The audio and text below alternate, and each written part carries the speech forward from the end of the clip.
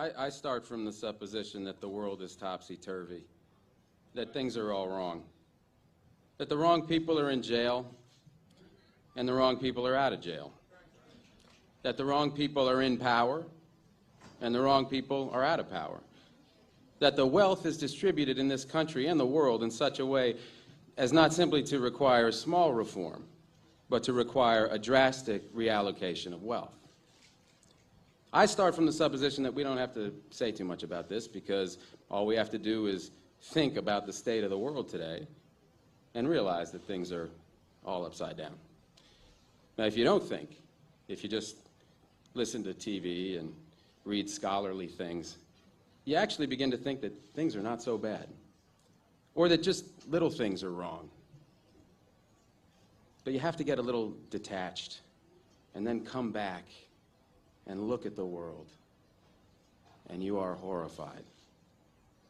So we have to start from that supposition that things are really topsy-turvy. And our topic is topsy-turvy, civil disobedience. Now, as soon as you say the topic is civil disobedience, you're saying our problem is civil disobedience. That is not our problem. Our problem is civil obedience.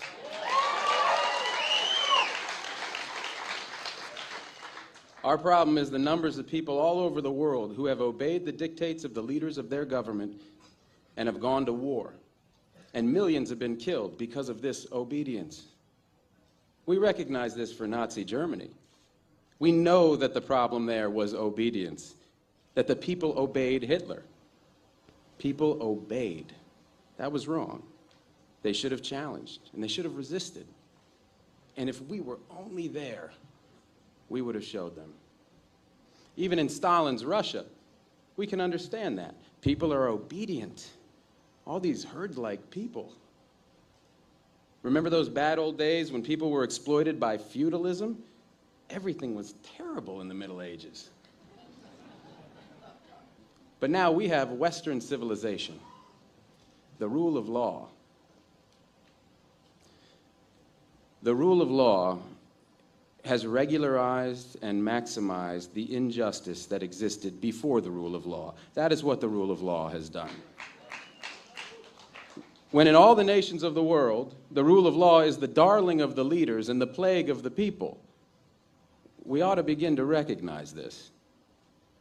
We have to transcend these national boundaries in our thinking. Nixon and Brezhnev have much more in common with one another than we have with Nixon. J. Edgar Hoover has far more in common with the head of the Soviet secret police than he has with us. It's the international dedication to law and order that binds the leaders of all countries in a comradely bond. That's why we're always so surprised when they get together. They smile, they shake hands, they smoke cigars. They really like one another, no matter what they say. What we are trying to do, I assume, is really to get back to the principles and aims and spirit of the Declaration of Independence. This spirit is resistance to illegitimate authority and to forces that deprive people of their life and liberty and right to pursue happiness. And therefore, under these conditions, it urges the right to alter or abolish their current form of government, and the stress had been on abolish. But to establish the principles of the Declaration of Independence, we're going to need to go outside the law, to stop obeying the laws that demand killing or that allocate wealth the way it's been done, or that put people in jail for petty technical offenses and keep other people out of jail for enormous crimes.